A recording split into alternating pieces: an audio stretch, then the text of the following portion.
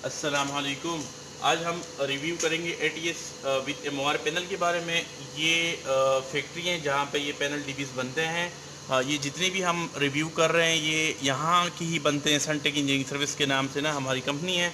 तो ये बेसिक हमारे पास आ गई, वापडा जी आ गई हैं, ये जनरेटर आ गया, ये हमारे पास लोड आ गई हैं, ये भी चला रहे हैं हम मैनुअली। ठीक है, इसमें ATS में ऑटोमेटिक भी चलता है, मैनुअली भी चला सकते हैं। तो ये वापडा की पावर ELCB और ये जो है ना लाइटिंग की ELCB। अगर पावर मशीनों में कोई शॉर्ट सर्किट होता है ना तो ये ट्रिप होकर ये बंद हो जाते हैं, क्योंकि हमारे पे लाइटें ऑन रहे हैं। ये बेसिक हमने इसलिए लगाई है। ये वापडा एरर की है, हमने वापडा पे भी फिसिलियर लगाए हैं, जनरेटर पे भी फिसिलियर लगाया हुआ है। अब वापडा चल रही है तो हमने वापडा को ऑन रखा हुआ है मैनुअली।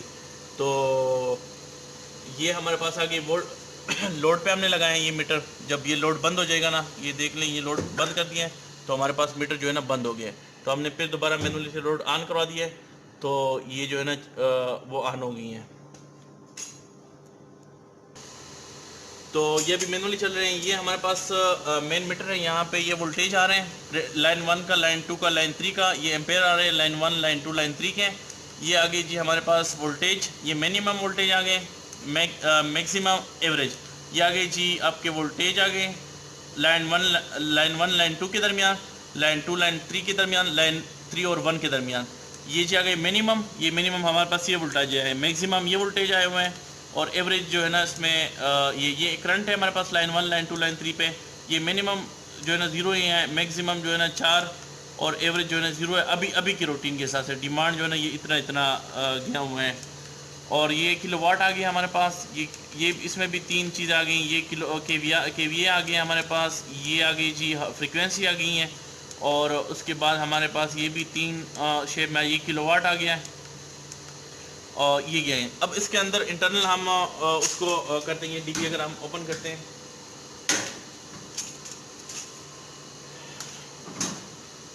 ये हमारे पास मेन वापडा आ रही है और ये ELCB हैं जो है ना पावर की हैं। ये ELCB जो है ना लाइटिंग की हैं।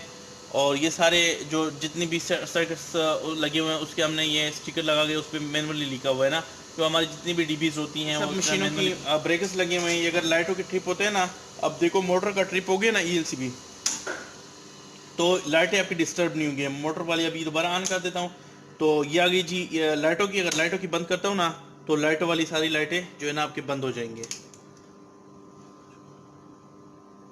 इसके बाद आते हैं हम इंटरनल स्पेसिफिकेशन के बारे में। इंटरनल में सबसे पहले हमारे पास आती हैं वापडा। ये की वापडा, ये कॉन्डेक्टर लगे हैं वापडा का कॉन्डेक्टर, ये जनरेटर का कॉन्डेक्टर है। ये फेस फेलियर है वापडा वाला,